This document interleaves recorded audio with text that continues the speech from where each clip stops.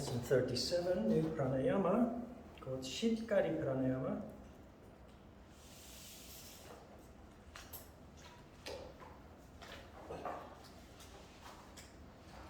Described in the Hatha Yoga Pratipika chapter 2,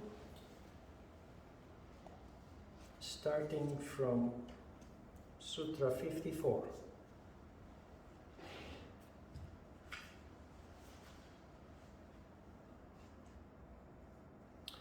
Then Sitkari is described. Make a hissing sound with the mouth while drawing energy in and release only through the nostril. By the yoga consisting of repeated practice of this, one becomes a second god of beauty, a Kama Deva. Kama is desire. Deva is a god or a goddess. There is a book called Kama Sutra, it's the book dealing with desire. So, we're not going to make a hissing sound with the mouth. The hissing sound is in fact nada, increasing in intensity. Because you take in Shiva energy, then the inflow of Shiva energy is accompanied by the sound of nada. We know that from when we are tired. When we're very tired, the body is asking for Shiva to recover. We also know, if we pay attention, that when we're tired, nada is actually quite loud. In the same way as when we're sick, the body needs Shiva to recover from the disease. Nada is much louder than normal. That's the hissing sound here. So you can ignore the part that says that you do this with the mouth, because that mouth is, of course, the cosmic mouth where Shiva energy flows in. But we know that from the other pranayamas already that we learned before. Then you release only through the nostril. In this exercise you let Shiva in, Kumbhaka, and you then let Shiva out, Kumbhaka. So very different from the pranayamas that we have done so far. And also, therefore, with a very different outcome. The outcome is that as a result of the repeated practice of this, we become objects of desire, or second god of beauty, as Svatmarama calls it. That is interesting. Who doesn't want that? And how is this possible? Well, that's very simple.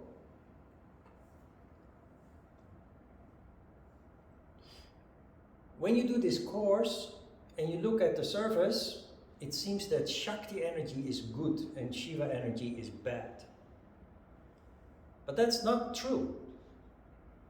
They are both very important. But the reason that that impression is created or given is because naturally energy has a tendency to condense.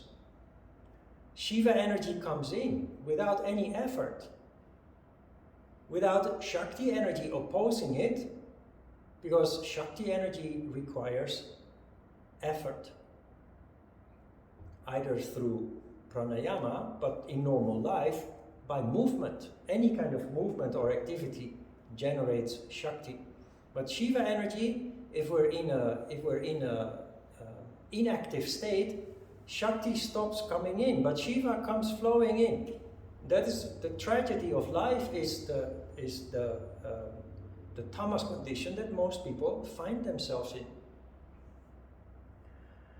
So Shiva is important. If there is too much Shakti energy, we burn up. Because Shakti leads to oxidation. Shiva is an antioxidant. We need both. In the beginning of our practice, Shakti, the emphasis is on Shakti because we are lacking Shakti. I told you already about the mudras. There is indeed a mudra where you supercharge Shiva energy, just like you do with Shakti. They're both equally important, but the balance needs to be restored. We have done that with the previous 3 exercises. So now we have an exercise that focuses on Shiva. Oxidation of the cells leads to people aging. You can also see that people who live very unhealthy lives, drinking alcohol, eating unhealthy food, they oxidate much faster than other people. They age much faster than other people. They look older than people their age. On the other hand, people who are relatively healthy, taking good care of themselves, and relatively harmonious, they often look younger than their age. Shiva energy is responsible for the generation of cells. So cell multiplication, which is really energy manifesting into matter, requires Shiva energy. That is why women who are pregnant often start to shine for a period of time during their pregnancy, because they are sucking in so much Shiva, because that baby in their belly is multiplying cells like crazy.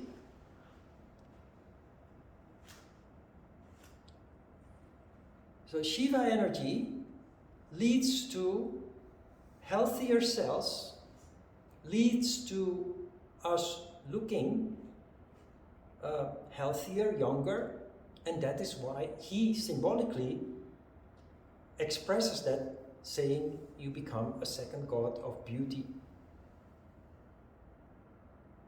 In a practical sense, it is really that Shiva is being used in the body as an antioxidant.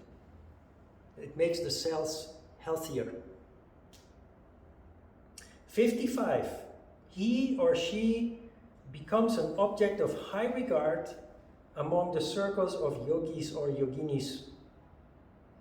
You are able to create and destroy. Neither hunger nor thirst, somnolence nor indolence arise in you. Scary. You're able to create and destroy. And there are those epic books like the Mahabharata and the Bhagavad Gita, where symbolically very bloody battles take place, where lords that are able to create and destroy spew fire and kill people by the dozens and what have you.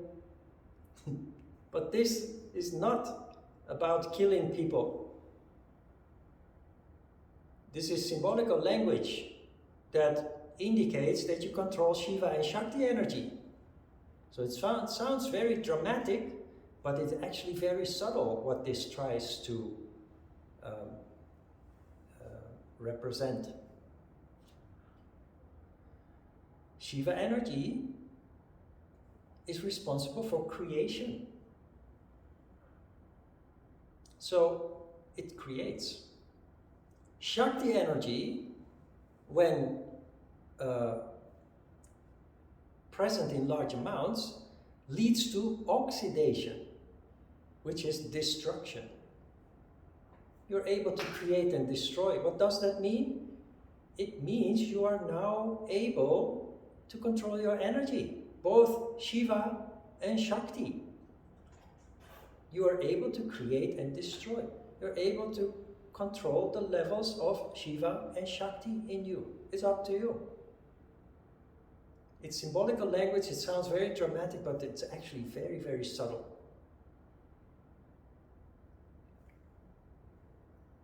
You have learned, first Nadishodhana Pranayama to cleanse the energy channels, then you had two exercises that were mainly Shakti focused. Now you learn a Shiva focused exercise. Now that you have learned both, you're able to create and destroy. You're able to increase either Shiva or Shakti at will, if you put your mind to it.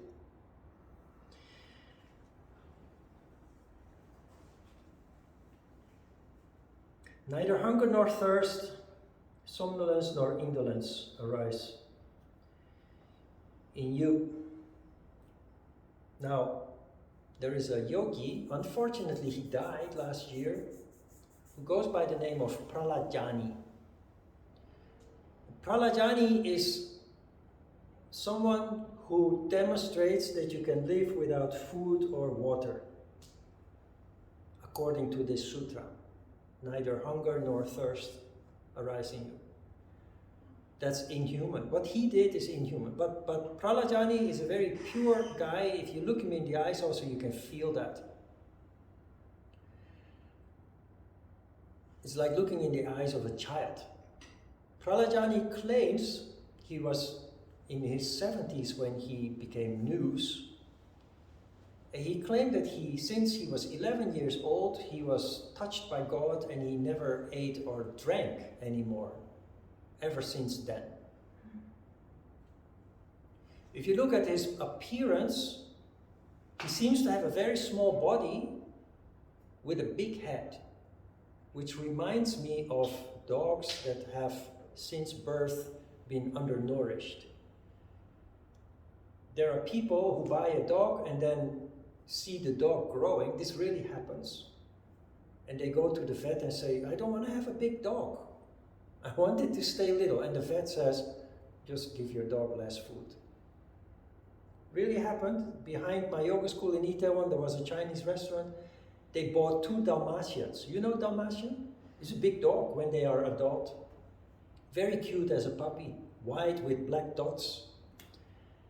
And I had a good relationship with them. They had really good food. They were from Taiwan. Really authentic Chinese food or Taiwanese food. Growing their own organic ingredients in a farm in Icheon. Anyway, I saw them walking outside with these 2 dogs, and they were exactly like that. Big heads and small bodies. And they because I had 2 dogs, they asked me, they told me they eat their own poop. They poop and they turn around and they eat their poop. And my previous dog did that too when, before I rescued her. Because it was a puppy. A baby needs to eat 6, 7, 8 times a day. Like a human being, a dog needs that too. Because they grow like crazy and they didn't feed them. So I told them, I recognized immediately that because dogs only eat their poop when they are undernourished, when they're hungry. They poop and they turn around and they eat their poop immediately. So I asked, how many times do you feed them? Then they said, once a day. But I said, they're puppies. When you have a baby, a human baby, you feed them 6, 7, 8 times a day. A dog needs to eat 6, 7 times a day too. Then they said, yes, but the doctor told us to feed them only once a day. So I said, why? Then they said, because we don't want them to grow big. So I explained to them that, that's cruel. And if you want to have a small dog, you better buy a small dog. So Pranayama looks like that. So I do believe that he just did not eat and drink. But actually, what he did, what happened, have you heard of Pranayama or first time you hear about it? So that's clearly an Indian yogi. Indian researchers, medical researchers, have put him twice in controlled circumstances, 24 hours a day surveillance, the first time for 10 days and the second time for 14 days, with an interval of 10 years in between, approximately. In a hospital, in a closed room, 24 hours a day surveillance. And he didn't eat, he didn't drink, and he never went to the restroom. Now, if you don't eat for 10 days, that is possible. If you have the discipline, you can go without solid food for 10 days. But nobody can go without liquid, without water for 10 days. Second time they did it for 14 days. What Pranayama gives as a reason for his ability to live without any solid food or liquid, he claims that he drinks energy through a hole in the palate. He drinks energy through a hole in the palate. No, he feeds himself through a hole in the palate, which is Shiva energy, which is in accordance with this sutra. Of course, it's very extreme. Most people will not survive it if they even tried it. But in his case, it just occurred spontaneously. And he lived for until somewhere around 80. I don't know exactly the age that he died. I don't really focus on those kind of details. He died last year. It should be very easy to find information about it. Pranayama. But in line with this sutra. 56. Strength of body is gained by this practice, and the Lord of Yogins becomes surely free of afflictions of every kind on this earthly sphere. Every exercise, whether it's physical or here energy control exercise, always the explanation ends with an explanation of the benefits. It's the reason why many yoga teachers find it important to explain all the physical aspects of every asana they do with their members. But this is the effect of Shiva energy. Your cells become healthier, so your overall health improves. You even become more attractive, as both Sutra 54 and 55 indicate, not only physically but also mentally. And you become free from afflictions of every kind on this earthly sphere. Free from diseases, anything that normal people suffer from. Okay, I think we better just try. You will probably notice yourself also that compared with the other exercises we did before, it may feel different. Because it's the first time, it may not be so obvious yet, but when you repeat the exercise, you will clearly start feeling a difference compared with Surya Bedana and Ujjayi. So, this is what we do today. Sitkari Pranayama, Shiva in, Kumbhaka, Shiva out, Kumbhaka, and then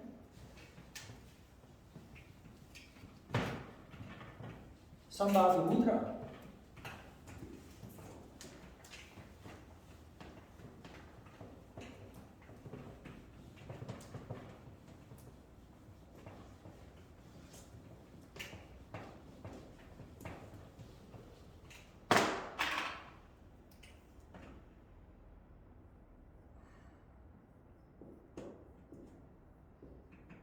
Muladhara chakra is stimulated with a sense of pride.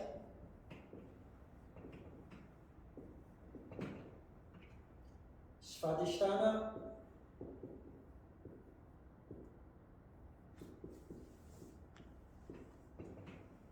sense of beauty.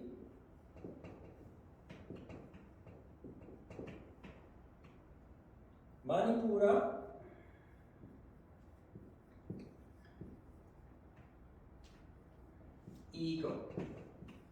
easiest. Anahata,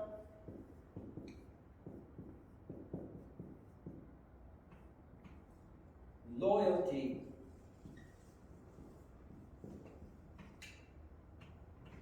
and visually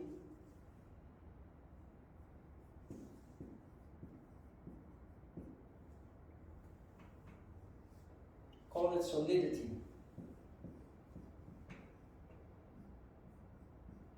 Steadfastness. The question often arises, how long do you focus on Sambhavi Mudra? How long do you focus on each of these steps?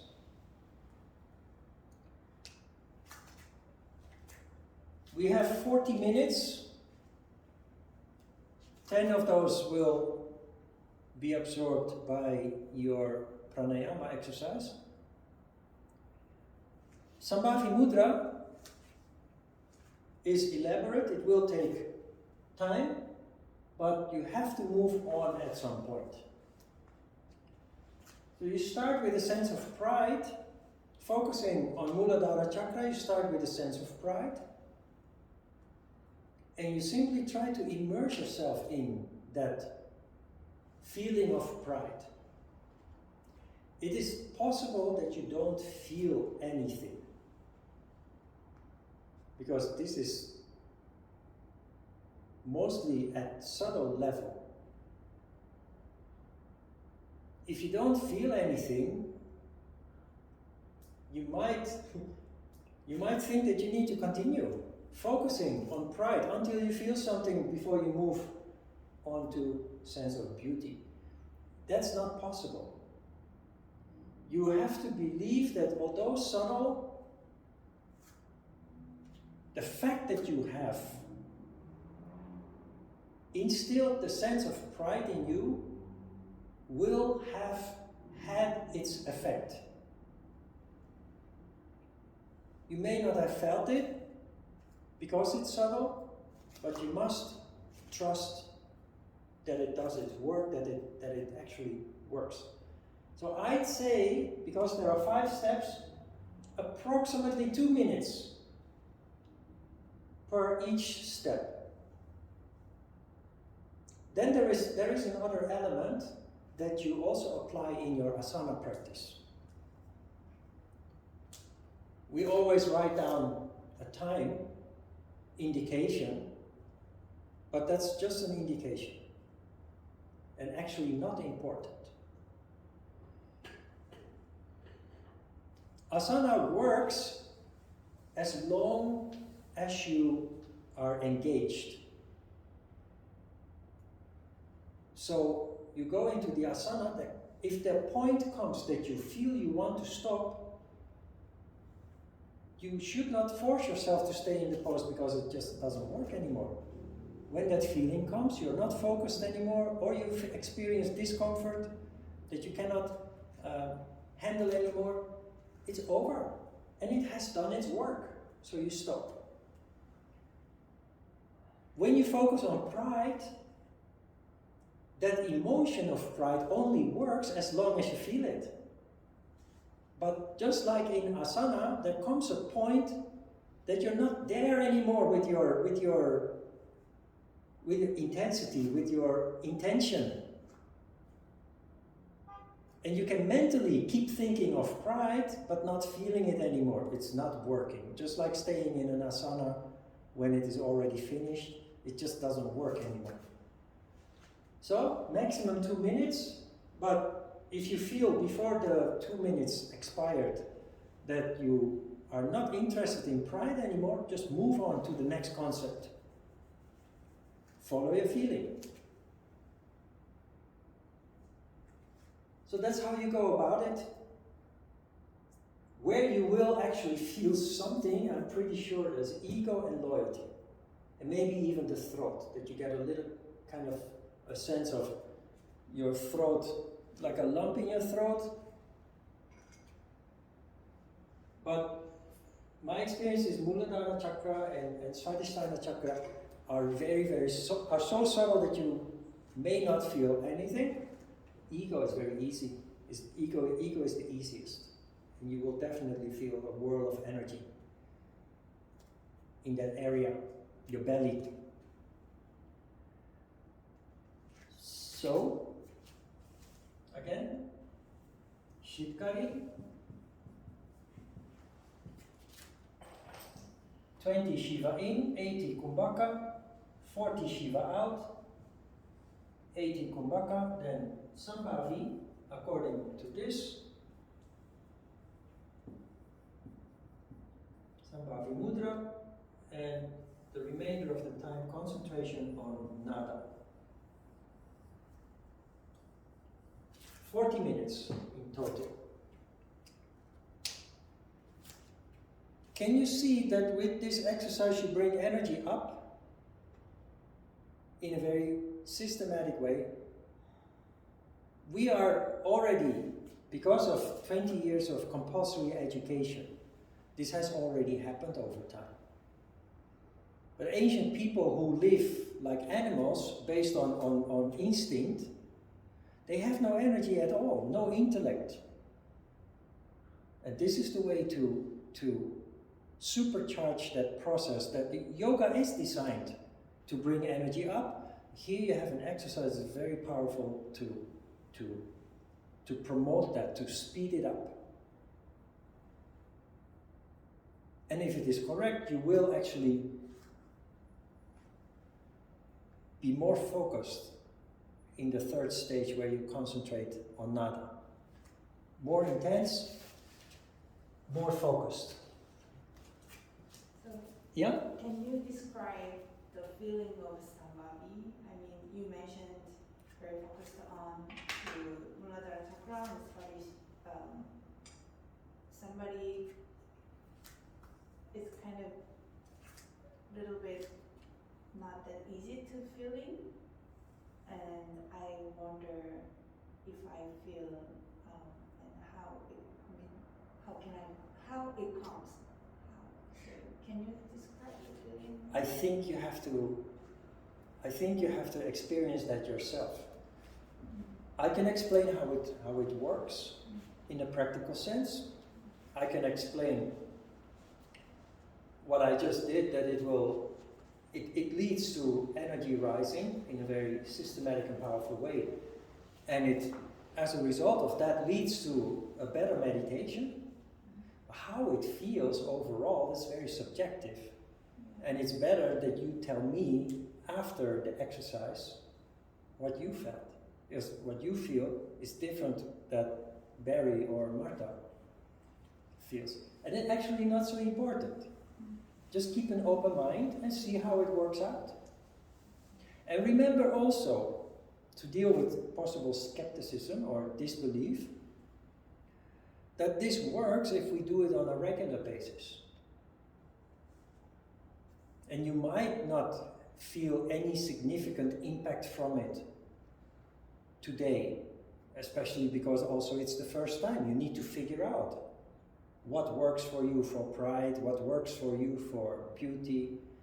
You have to search in your memory and find objects or memories that you can use for this purpose. But when you do it a couple of times, it becomes smoother, it becomes more intuitive, and it actually starts having a deeper impact as a result of that.